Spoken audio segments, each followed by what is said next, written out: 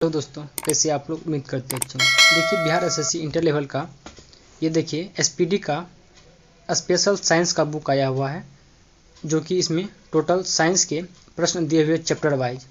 देखिए इस बुक में जो है टोटल 3500 प्लस देख सकते हैं यहाँ पे 3500 प्लस जो है वस्तुनिष्ठ यानी कि ऑब्जेक्टिव टाइप प्रश्न दिया हुआ है चैप्टर वाइज, यानी कि थ्योरी के साथ उसमें ऑब्जेक्टिव भी दिया हुआ है। इस बुक में टोटल देखिए 100 के आसपास सेट दिया हुआ है, प्रैक्टिस सेट। हम सभी सेट को बारी बारी से एग्जाम तक कोशिश करेंगे संपूर्ण सेट को खत्म करने का। आज हम सेट नंबर 1 देखेंगे। अगर आप चैनल पर पहली बार आएंगे तो प्लीज़ चैनल को सब्सक्राइब कीजिएगा, वीडियो अच्छा लगे तो लाइक कीजिएगा, किसी प्रकार की दिक्कत है तो आप कमेंट में जरूर बताइएगा।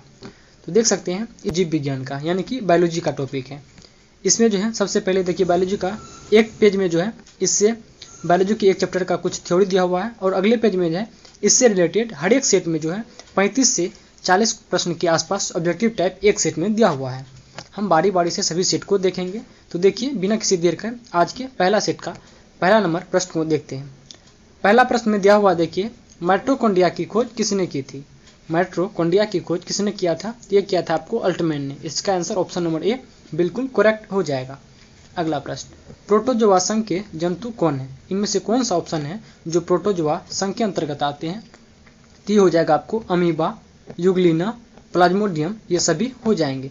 देखिए सभी प्रश्न एग्जाम की दृष्टि से बहुत ही महत्वपूर्ण है, तो आप लोग वीडियो को लास्ट तक जरूर देखिएगा और सभी सेट को जरूर देखिएगा। अगला प्रश्न, जीव एवं जंतु विज्ञान के जनक कौन है? जीव एवं जंतु विज्ञान के जनक कौन है? तो ये हो जाएगा आपको अरस्तु। कौन होंगे? अरस्तु हो जाएंगे। अगला प्रश्न, कोशिका भित्ति किसमें पाई जाती है? कोशिका भित्ति किसमें पाई जाती है? तो ये हो जाएगा आपको कोशिका भित्ति पादप कोशिका में पाए जाते हैं। इसका आंसर ऑप्शन नंबर ए बिल्कुल करेक्ट हो जाएगा। अगला प्रश्न है, प्रोटिस्टा जगत के सदस्य कौन है? प्रोटिस्टा जगत के सदस्य कौन है? तो ये हो जाएगा आपको इसका आंसर शैवाल, कवक, प्रोटोजोआ, ये सभी हो जाएंगे। अगला प्रश्न, जीवाणु की खोज 1683 ईस्वी में किसने की थी? जीवाणु की खोज जो है किसने किया था? तो ये किया था आपको लुवेनहॉक ने। तो इसका आंसर ऑप्शन नंबर बी बिल्कुल करेक्ट हो जाएगा। अगला प्रश्न है, चिकित्सा शास्त्र के जनक कौन है? चिकित्सा शास्त्र के जनक कौन है? तो इसका आंसर ऑप्शन नंबर बी हो जाएगा, यानी कि हिप्पोक्रेटस हो जाएंगे। कौन? हिप्पोक्रेटस। अगला प्रश्न, जीवन की मूलभूत इकाई को क्या कहते हैं? जीवन की मूलभूत इकाई को क्या कहते हैं? तो ये हो जाएगा आपको कोशिका कहते हैं। अगला प्रश्न है प्रश्न संख्या 9, संसार का सबसे सूक्ष्म जीव कौन है? संसार का सबसे सूक्ष्म जीव कौन है? तो ये हो जाएगा आपको विषाणु यानी कि वायरस हो जाएगा। अगला प्रश्न, यूकैरियोटिक सेल में प्लाज्मा झिल्ली किसकी बनी होती है? यानी कि यूकैरियोटिक सेल में जो है प्लाज्मा झिल्ली किसकी बनी होती है? तो ये हो जाएगा आपको फास्फोलिया प्रोटीन की बनी होती है, यानी फास्फोलिया प्रोटीन की बनी होती है।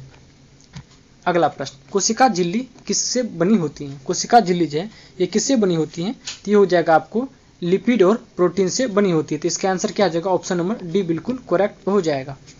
अगला प्रश्न है, सेलुलोज भित्ति किसके सेलों में पाई जाती है? सेलुलोज भित्ति जो है या किसके सेलों में पाई जाती है? तो ये हो जाएगा आपको पौधे के सेल में। किसमें? पौधे के सेल में। अगला प्रश्न है, वनस्पति विज्ञान के जनक कौन है? वनस्पति विज्ञान के जनक कौन है?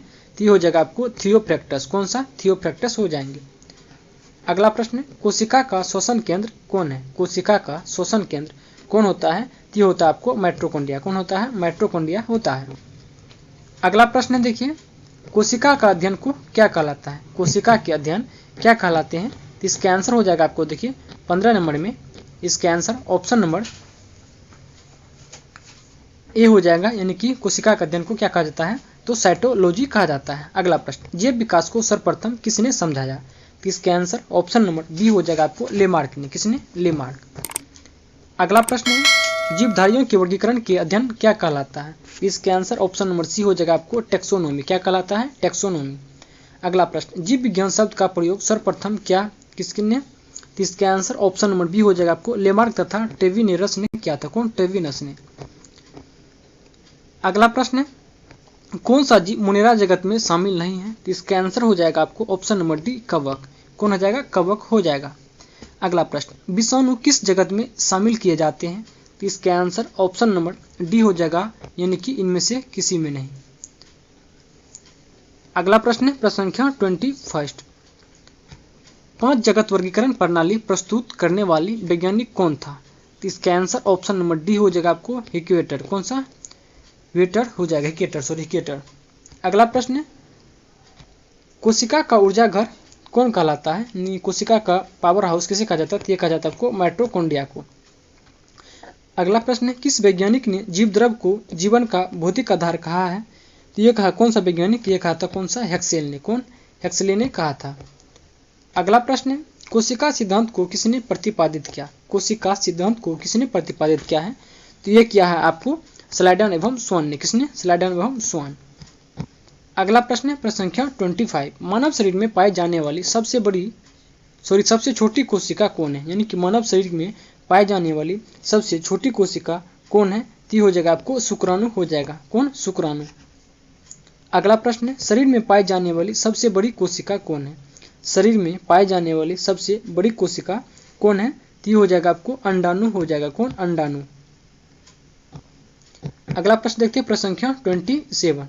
प्रश्न संख्या देखिए 27 में दिया हुआ है, विषाणु है क्या? तो इसका आंसर हो जाएगा आपको ऑप्शन नंबर बी, विषाणु एक ओकोशिकीय है। कौन सा? ओकोशिकीय। अगला प्रश्न, कोशिका के केंद्रक का विभाजन क्या कहलाता है? तो इसका आंसर ऑप्शन नंबर ए हो जाएगा आपको कैरियोकाइनेसिस कहलाता है। क्या? कैरियोकाइनेसिस। अगला प्रश्न है, कोशिका के अंदर कौन सा अंग प्रोकैरियोटिक कोशिका की तरह व्यवहार करता है? तो इसका आंसर ऑप्शन नंबर ए हो जाएगा आपको माइटोकॉन्ड्रिया। कौन करता है? माइटोकॉन्ड्रिया। अगला प्रश्न है, प्रश्न संख्या 30, एटीपी का निर्माण होता है कहाँ पे? इसका आंसर हो जाएगा ऑप्शन नंबर बी, माइटोकॉन्ड्रिया में। एटीपी का निर्माण कहाँ होता है? तो माइटोकॉन्ड्रिया में। अगला है, एटीपी किसकी इकाई होती है? एटीपी किसकी इकाई होती है? ये हो जाएगा आपको ऊर्जा की। किसका? ऊर्जा की इकाई होती है। अगला प्रश्न है, द्विनाम पद्धति के प्रतिपादक कौन है? द्विनाम पद्धति के प्रतिपादक हैं कौन? तो इसका आंसर ऑप्शन नंबर ए हो जाएगा आपको, यानी कि लीनियस। कौन होंगे? लीनियस। अगला प्रश्न, जीवाणुओं में कौन सा राइबोसोम पाया जाता है? तो इसका आंसर हो जाएगा ऑप्शन नंबर ए 70S। कौन? 70S ribosome. अगला प्रश्न है, एंटीसेप्टिक सर्जरी की खोज किसने की? एंटीसेप्टिक सर्जरी की खोज किसने किया है? तो ये किया आपको जोसेफ लिस्टर ने। किसने? Joseph Lister. अगला प्रश्न, जीवाणुओं का कृत्रिम संवर्धन किसने किया?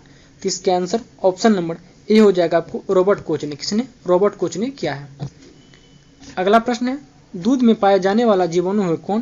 तो इसका आंसर ऑप्शन नंबर ए हो जाएगा आपको लैक्टोबैसिलस। कौन सा? लैक्टोबैसिलस हो जाएंगे। अगला प्रश्न, कोशिका भित्ति किसकी बनी होती है? कोशिका भित्ति जो है या किसकी बनी होती है? तो हो जाएगा आपको सेल्यूलोज की बनी होती है कोशिका भित्ति, जो कि पौधे में पाया जाता है।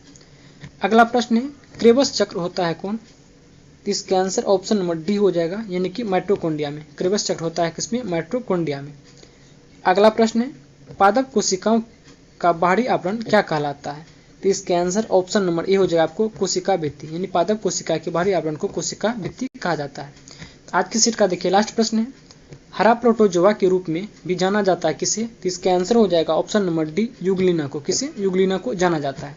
उम्मीद करते हैं देखिए आपको वीडियो पसंद आएंगे। प्लीज़ आपसे रिक्वेस्ट है, वीडियो अगर अच्छा लगे तो आप लोग लाइक और शेयर जरूर कीजिएगा। देखिए इसी तरह जो है इस बुक के टोटल 100 सेट हैं। सभी सेट को हम एग्जाम तक में कंप्लीट कराएंगे। तो आप लोग वीडियो को लाइक और शेयर जरूर कीजिएगा। मिलते हैं अगले वीडियो में, तब के लिए धन्यवाद।